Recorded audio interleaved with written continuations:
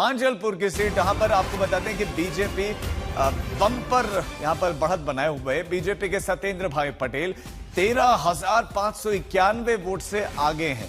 तो ये अंतर बहुत बड़ा अंतर है और ये एकमात्र सीट है जहां पर बीजेपी आगे है। 3 सीटों पर इस समय मतगणना चल रही है, 2 पर बीजेपी पीछे है, लेकिन इस सीट पर सिर्फ आगे नहीं है, बहुत आगे दिख रहे हैं। हमारे साथ हमारे संवाददाता अतुल तिवारी जुड़ गए। अतुल, क्या इस समय सिचुएशन, अभी कितने चरण की काउंटिंग बाकी है?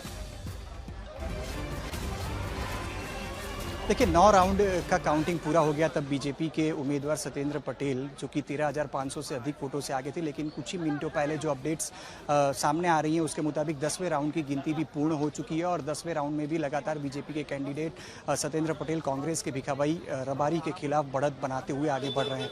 10वें भी राउंड में लगभग 2,000 वोटों का मार्जिन यानी कि लीड सीधे तौर पर कांग्रेस के खिलाफ बीजेपी के कैंडिडेट ने हासिल की है और 10वें राउंड के बाद अब जो अपडेट आ रही है उसमें लगभग 15,500 से अधिक वोटों से अब बीजेपी के कैंडिडेट आगे चल रहे हैं। यानी कि मांजलपुर सीट जो कि साल 2012, 17, 22 में बीजेपी के खाते में रही थी और ये बीजेपी का गढ़ माना जाता है, उसी प्रकार से अब जो 10 राउंड की वोटों की गिनती पूर्ण हो चुकी है उसमें भी बीजेपी ने 15,500 वोट का जो बढ़त है वो हासिल कर लिया है। यानी कि लगभग अब ये साफ हो चुका है कि बीजेपी अपना ये गढ़ बचाने में सफल रह रही है और कांग्रेस को एक बार फिर से गुजरात विधानसभा के चुनाव हो, चाहे अब ये उपचुनाव हो, निराशा उनके लिए फिर एक बार सामने आ रही है। और अब थोड़े ही देर में बाकी के जो राउंड्स हैं, लगभग 19 राउंड इस पूरे उपचुनाव में पूरे करने हैं और लगभग अब 9 जितने राउंड अभी भी बाकी हैं। लेकिन जिस प्रकार से बीजेपी के कैंडिडेट ने एक लीड हासिल कर ली है उसके बाद अब लगभग ये साफ हो चुका है कि बीजेपी अपना ये गढ़ बचाने में